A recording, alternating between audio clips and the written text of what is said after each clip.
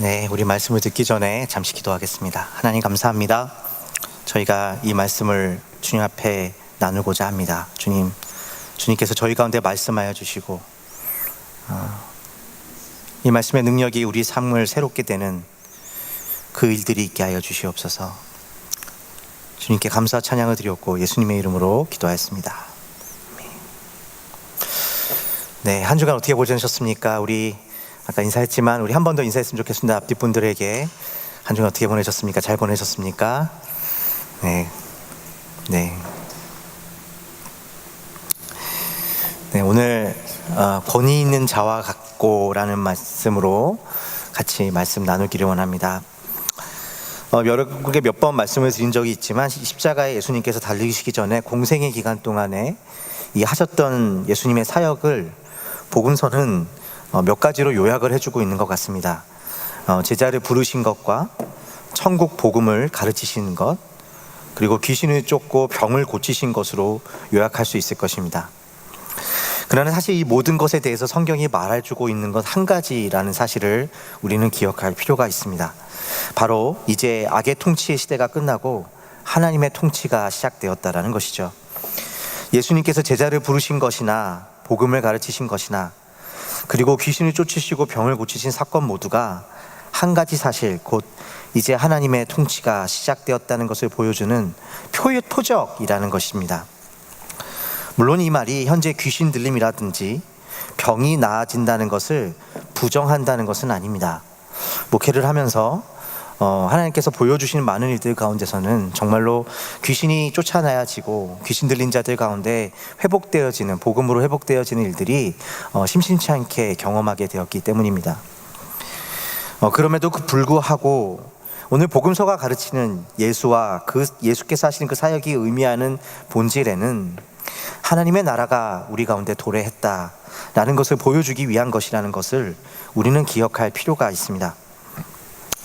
오늘 우리가 읽은 본문 말씀에도 예수님께서 갈릴리에서 하나님 나라를 선포하신 후에 그 첫 번째로 앞에서 이야기한 세 가지 일을 하고 계신 것을 보여주고 있습니다.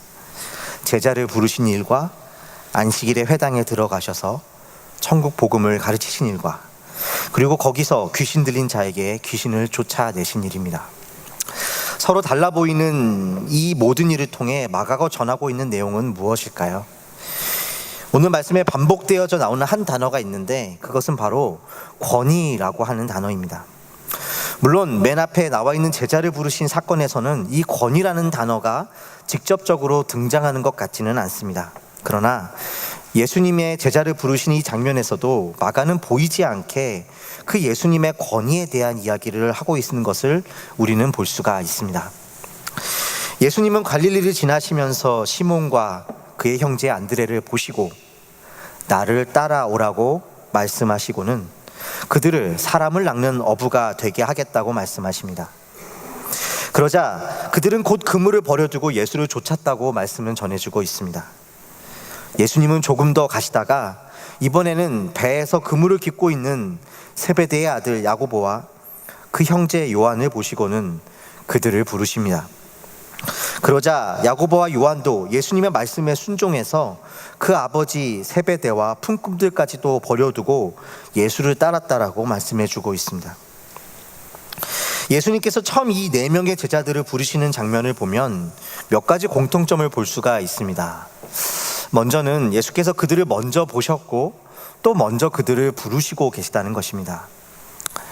이것이 독특한 것은 당시에 일반적으로 랍비라고 불리는 선생이나 서기관들이 제자들을 만들어낼 때 회당이나 혹은 말씀을 들을 수 있는 어떤 특정한 곳에서 가르침을 하고 그 가르침을 듣는 어떤 사람들이 그의 제자가 되기 원하면 그 선생을 찾아가 내가 제자가 되기를 원한다고 먼저 청하는 방식이었기 때문입니다. 이때 제자가 되기를 원하는 사람은 그 대가로 스승이 필요로 하는 여러 가지 물질적인 것이나 필요들을 채워주는 것을 스승에게 제공하는 것으로 이제 이 스승과 제자의 관계가 만들어지는 것입니다. 그런데 우리가 지금 보는 바와 같이 예수님께서 제자들을 부르시는 이 장면에서 중요하게 언급되고 있는 것은 예수님께서 지나가시다가 그들을 먼저 보셨다라는 것입니다. 그리고 그들을 먼저 부르셨다라고 하는 것입니다. 먼저 예수님께서 제자를 부르신 장소는 회당도 아니고 어떤 종교적인 장소가 아니라 그들의 생업의 현장이었습니다. 밥 먹고 살아가는 그 현장을 지나시다가 느닷없이 그들을 먼저 보시고는 가르침을 주시거나 내가 이런 가르침을 주니까 너희는 따라와야 된다라고 말하고 있는 것이 아니라 그저 나를 따라와 이렇게 부르고 계시다는 것입니다. 마치 전혀 예상하지 못한 장소에서 느닷없이 예수님께서 그들을 부르셨다는 것, 마가는 철저하게 그들이 제자가 된 것이 주님의 주권 아래 있었다는 것을 강조하는 것처럼 보입니다. 그뿐만이 아닙니다. 두 번째로 공통점은 예수님께서 그들을 부르셨을 때 그들은 조금도 지체함 없이 곧 그들의 생계수단이었던 그물과 또한 가족들을 버려두고 예수를 좇기 시작했다라고 합니다. 물론 이 말이 우리에게 보여주는 것이 그들이 그들의 모든 일상을 버리고 예수를 따르는 일에 전적으로 헌신하게 되었다는 어떤 급진적인 헌신에 대한 이야기로 읽힐 수도 있을 것입니다.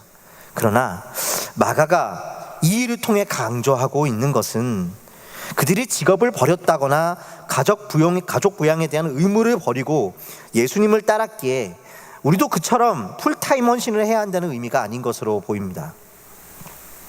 여기서도 중요한 것은 그들이 기대고 있던 그들의 삶을 유지해 준다고 믿었던 것으로부터 그들이 떠났음을 강조하고 있다는 것입니다. 예수를 따르기 위해 시몬과 그 형제는 그물을 버렸다고 이야기합니다.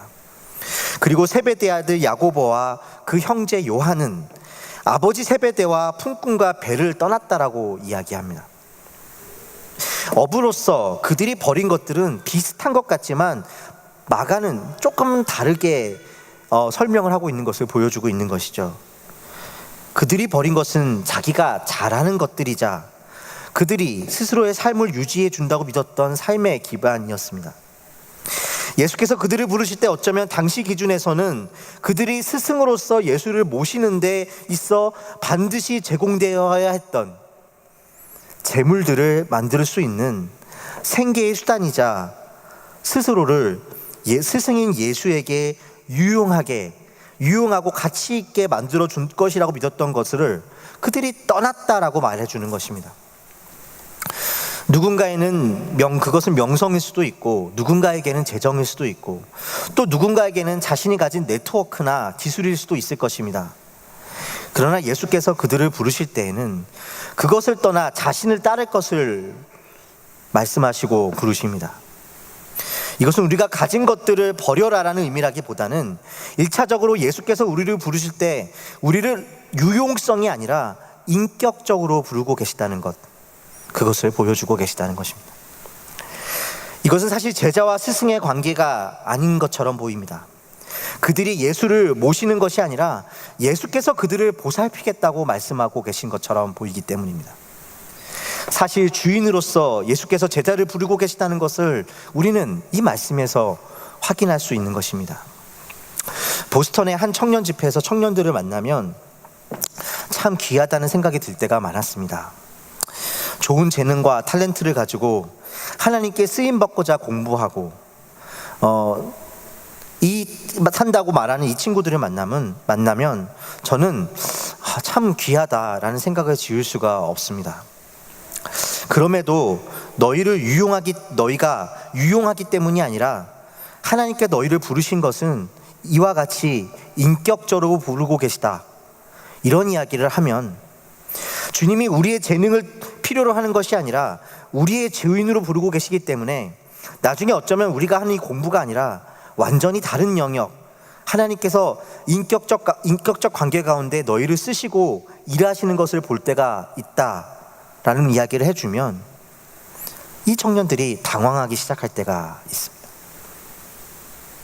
주님이 주인으로서 부르신 그 길에 있는 사랑과 섬김은 내가 원하는 것을 주는 것이 아니라 그것이 사소할지라도 상대가 원하는 때에 원하는 모습으로 내어주는 것, 그러한 인격적 능력이라고 말하면 청년들은 당황스러워하기 시작한다는 것입니다.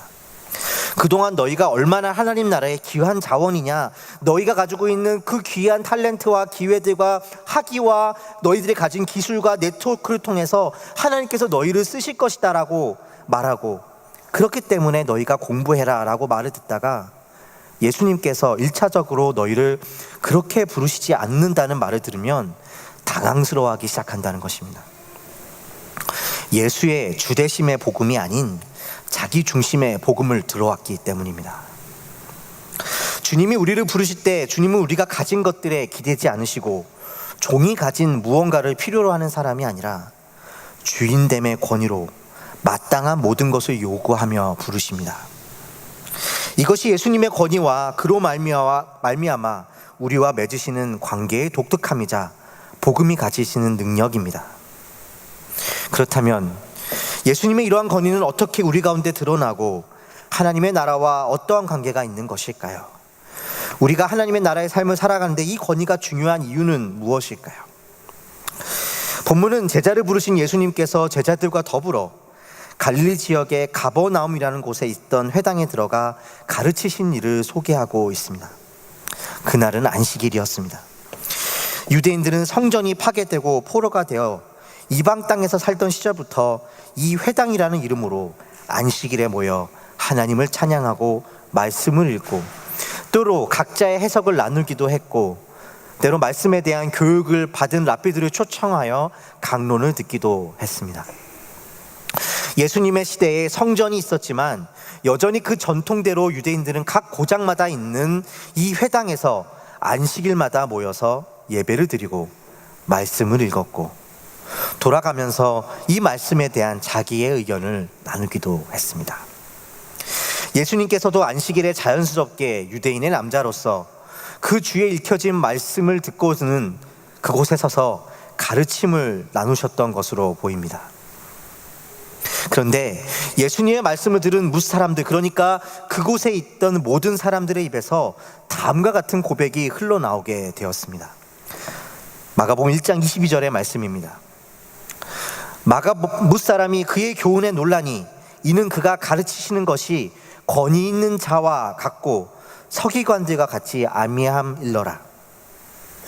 그 회당에서 사람들은 예수의 가르침이 권위 있는 자와 같고 서기관들과 같지 않다는 이 말에서 강조하고 있는 것은 바로 예수님의 권위의 독특성입니다. 생각해보면 너무나 아이러니한 일이 아닐 수 없습니다. 당시에 정식으로 일정한 교육을 받고 말씀을 가르치는 자로 공인을 받은 권위를 가져왔던 서기관들이 아니라 나사렛 출신의 어떤 서기관의 교육을 받지 않았던 예수의 가르침에서 권위를 그들은 발견했다는 것입니다. 이것은 사실 서기관들이 권위가 없었다라는 말이 아니라 예수님께서 그들과는 다른 권위를 가진 자로 보이셨다라는 뜻일 것입니다. 대체 예수님의 가르침이 어떻게 달랐기에 그렇게 이야기하고 있는 것일까요? 적어도 그것은 분명히 서기관들보다는 단지 성경에 더 능통했다라는 뜻은 아니었을 것입니다. 왜냐하면 분명 가르치는데 탁월하고 지식이 많아서 존경받는 권위 있는 서기관들이 그 당시에 많이 있었기 때문일 것입니다. 그리고 만약 그러한 권위를 말하고 있는 것이었다면 예수가 그렇게 더 나은 지식과 더 나은 가르침을 주는데 그 권위를 말하고 있는 것이었다면 굳이 여기에서 예수님의 가르침을 듣고는 그것이 서기관들과 다르다라고 말할 필요는 없었을 것이기 때문입니다. 그렇다면 그 메시지의 내용이 아니라 말하는 자의 권위 때문이었을까요? 말씀드린 바와 같이 그것도 상상하기는 어려웠을 것이라고 생각합니다. 예수님은 지금 변방의 작은 마을 갈릴리 출신이었고 그의 제자는 지금 겨우 4명의 어부 출신이 전부였습니다.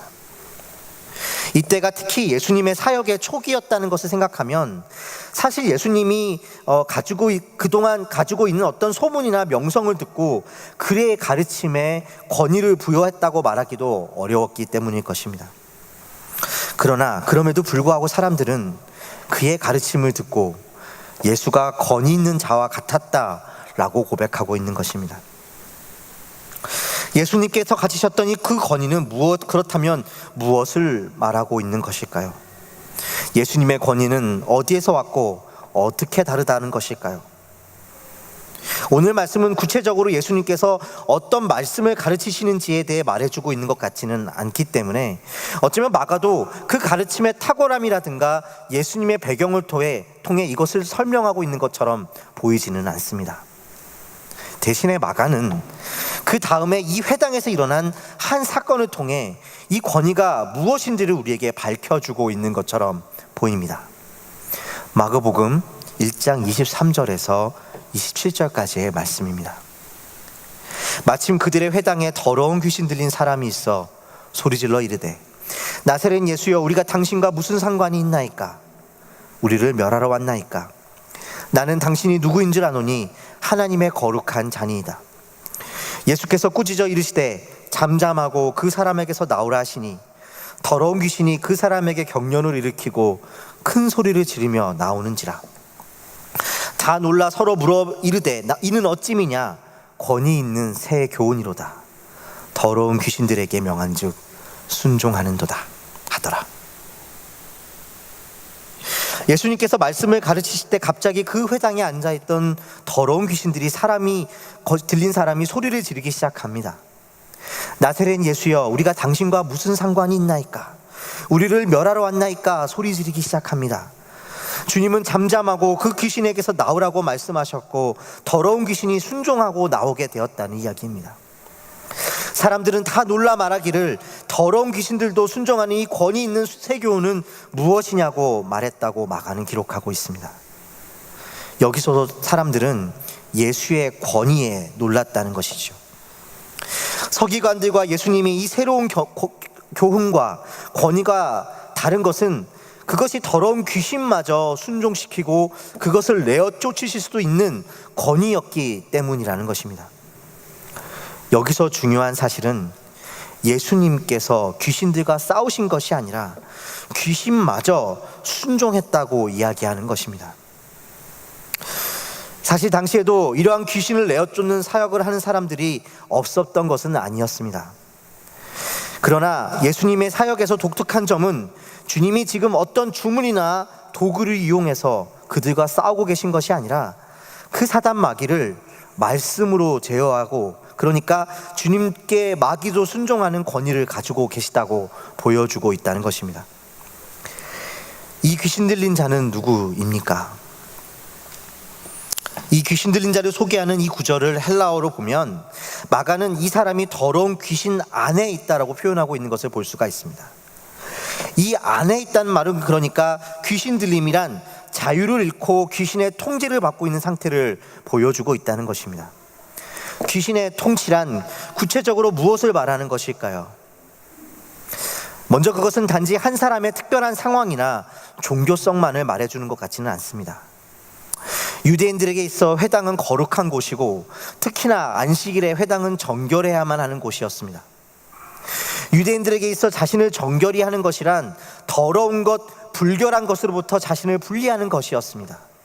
만일 누군가가 불결한 것으로 치부되어지는 것에 접촉되어지거나 함께 있다면 그것은 모두 불결한 것이고 더러운 것으로 여겨졌습니다. 그런데 안식일에 회당 가운데 그 더러운 귀신 들린 사람이 있기까지 아무도 그를 제지하지 않았다는 사실은 그의 귀신 들림이 겉으로 드러나 보이지는 않았다는 사실을 보여줍니다.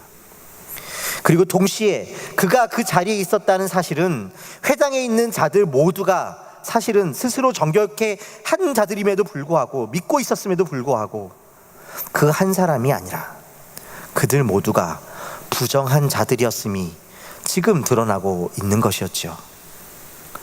예배와 종교적인 현상은 있지만 사실은 귀신의 지배를 꺾지 못하는 현실을 보여주고 있는 것입니다. 그러므로 귀신의 통치를 벗는다는 것은 단지 종교적이 된다는 것을 의미하는 것은 아닙니다. 그렇다면 무엇을 말하는 것일까? 예수의 가르침 앞에서 귀신은 이렇게 말합니다. 24절의 말씀입니다. 나사렛 예수여 우리가 당신과 무슨 상관이 있나이까? 우리를 멸하러 왔나이까? 나는 당신이 누구인지 아노니 하나님의 거룩한 자니이다. 귀신이 지금 예수님을 향하여 하나님의 거룩한 자라고 고백하고 있습니다. 귀신이 예수를 거절한 것이 아니라 오히려 예수님께 신앙 고백을 하는 것처럼 보이는 현실이 참 아이러니하지 않으십니까? 귀신의 이 말에는 그러나 한 가지 모순이 숨어 있습니다. 귀신은 예수님을 거룩한 자라고 말하기에 앞서 이렇게 말합니다. 당신이 나와 무슨 상관이 있습니까? 이것이 말하는 바는 무엇입니까? 더러운 귀신은 당신은 거룩한 자인 것을 아니까 이 더러운 자를 내어버려 두라고 말하고 있는 것입니다. 나는 당신을 인정할 터이니 나를 내어버려 두라. 이 말이 교묘한 것은 귀신이 예수를 인정하는 것 같지만 사실은 자신의 영역을 건드리지 말아달라고 말하고 있는 것입니다. 그래서 사실은 예수님의 권위에 대해 반항을 하고 있고 속이고 있다는 것입니다. 이 세상에 예수님의 다스리심이, 그 주님의 주대심이 미치지 않는 곳은 없기 때문입니다. 예수님은 그 귀신도 순종해야만 하는 권위자이셨습니다. 마가는 이 말씀에서 이것을 강조하고 있는 것입니다. 예수님의 십자가가 말해주는 것은 무엇입니까? 세상에서는 인생의 실패의 모습이요, 종교적으로도 하나님의 저주받은 죽음, 이 십자가에 예수님께서 계셨다는 것은 그러한 죽음조차도 사단의 영역이 아니라 주님의 영역이라는 선포입니다. 그런데 사단은 그렇게 우리를 속여서 하나님의 영역이 따로 있다고, 존재한다고 믿게 하고 속이는 자라는 것입니다. 사단의 이 속임 속에서 두려움 가운데 자신만을 섬기며 살아가는 이들이 바로 귀신의 통치 가운데 있는 자들이고 세상 가운데 있는 것입니다. 여기에는 하나님의 통치가 있지만 내 안에 있는 수치와 내가 가지고 있는 실패에는 하나님이 계시지 않다라고 말하는 그 모든 것에 사실은 하나님의 통치가 아닌 귀신의 통치가 있습니다. 그러나 주님이 드러내신 것은 그 귀신의 영역과 싸우는 것이 아니라 그 모든 영역이 하나님의 영역이고 예수님이 주인이시라고 선포하고 있는 것입니다. 우리는 서기관들이 가진 권위에 익숙합니다. 우리가 누군가에게 권위가 있다고 했을 때 우리는 대개 그 사람이 정말 힘이나 능력이 있어 보이거나 혹은 그가 가진 명성이나 그가 가진 네트워크나 혹은 그 자격의 바탕에 두고 권위를 부여합니다. 그러나 이 모든 권위들이 가지는 바탕은 결국 하나입니다. 이 권위가 내게 이득이 되는가 아닌가로 결정되어지는 것이죠. 우리가 누군가에게 권위를 부여한다는 것은 사실 우리에게도 그와 같은 권위와 이득을 부여할 수 있는가에서 결정되어진다는 것입니다. 그런 면에서 이 땅의 모든 권위들은 근본적으로 자기 권위적입니다. 오늘날 사람들이 권위라는 말에 질색하는 이유는 물론 그동안 잘못된 권위주의에 대한 아픈 상처로 인한 것이기도 하지만 자신을 권위자로 섬기고자 하는 것에 다름 아닌 결과라고도 볼 수 있을 것입니다. 그러니까 사실은 권위에 대해 우리는 예전이나 지금이나 근본상 우리를 섬기고자 하는 것에서 조금도 진보를 이루어내지 못하고 있다는 것입니다. 권위를 싫어한다는 말은 그래서 어쩌면 다른 말로 우리가 주인이고 싶다는 다른 말일 것입니다. 그런 면에서 우리는 모두 자기 섬김의 포로와 같은 자들일지도 모릅니다. 우리가 우리 자신의 주인인 것 같지만 사실은 각자의 실패와 성공 그리고 수치와 자랑의 기준 속에서 두려워하며 살고 있기 때문입니다. 이것이 사단의 속임이고 사단의 통치입니다. 로마의 최고 통치자였던 그 권위자였던 로마 황제라도 여기에서 자유로웠을까요? 서기관들이라고 해서 여기에서 자유로웠을까요? 아니었을 것입니다. 그들 모두가 사실은 권위자가 아니라 모두 너를 섬기며 실패와 수치를 두려워하며 살으라고 속이는 이 세상 권세를 잡은 자, 바로 더러운 귀신 안에서 그 통치를 받는 자들임을 보여주고 있는 것입니다.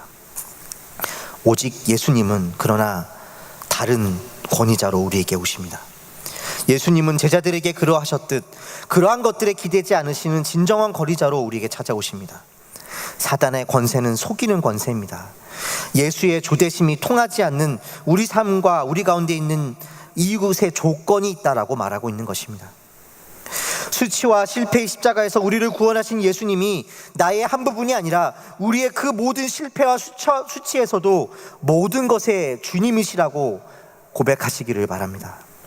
우리의 실패도, 우리의 성공도, 우리의 부족함도, 우리의 자랑도 사단의 것도 내 것도 아닌 다 주님의 것이라고 말씀하시기를 바랍니다. 이 고백 속에서 우리는 이제 두려움과 욕망의 길이 아니라 나를 넘어선 예수의 길, 사단의 권세로부터 자유한 사랑의 길로 나아가게 됩니다. 사랑과 섬김을 하면서도 내가 원하는 방식으로 내가 할 수 있는 것으로 섬김을 주는 길, 내가 주인된 그 길이 아니라 주께서 우리를 그렇게 부르셨듯, 제자들을 그렇게 부르셨듯 자유함 안에서 인격적인 사귐과 섬김의 길 가운데 담대하게 살아가는 것입니다. 우리의 모든 것이 주님께 속했다는 이 복음은 우리가 이상으로 삼는 방식으로 살아내야 하고 사랑해야 된다고 말하는 것이 아닙니다. 때로 부딪히고 때로 넘어지는 가운데서도 그 진실한 관계와 삶 가운데 계신 우리 주님을, 그 주인 되신 주님을 보라고 말하고 있는 것입니다. 그래서 사랑이든지 우리가 가진 신앙이든지 우리가 가진 그 무엇이든지 큰 성공을 이루라고 말하는 것이 아니라 진실하고 인격적인 관계와 사귐 가운데 이 길을 걸어가라고 부르고 계시는 것입니다. 여기에 우리를 부르신 예수의 주되심의 길이 있고 우리 삶에 진정한 회복과 자유가 있습니다. 사랑하는 성도 여러분, 여러분이 가시는 곳곳마다 자신의 영역을 두려워하며 사실은 여기는 나의 영역이라고 주장하는 이 사단의 거짓말과 그들이 주는 두려움과 속임수가 밝혀지고 그 권세가 부서뜨려지는 일이 일어나시기를 주님의 이름으로 축원드립니다. 주님이 우리의 온전한 주인 되심으로 자유하며 길이 없는 길을 걸으며 때로 성공하고 때로 넘어져도 그 모든 것에 주님이 주인 되시기 때문에 우리는 거기에 매이지 않고 인격적이며 진실한 삶을 살아가시는 여러분의 제자의 길이 되시기를 바랍니다. 그런데 그러기 위해서는 우리가 할 일이 있습니다. 그것은 예수 안에 있는 하나님의 권위 아래 우리가 거하는 것입니다. 내 좋은 부분, 나의 어두운 부분에서 내 성공뿐 아니라 실패라고 여겨지는 거기에서도 주가 되시는 그 십자가의 주님께 우리를 내어드리십시다. 우리 삶에 예수께 속하지 않은 부분이 없습니다. 그렇게 자유하며 두려움 없는 사랑의 길을 걸으심으로 하나님 나라의 도래를 드러내는 저와 여러분이 되시기를 주님의 이름으로 축원드립니다. 기도하겠습니다. 주님, 예수님께서 권위자로 주인으로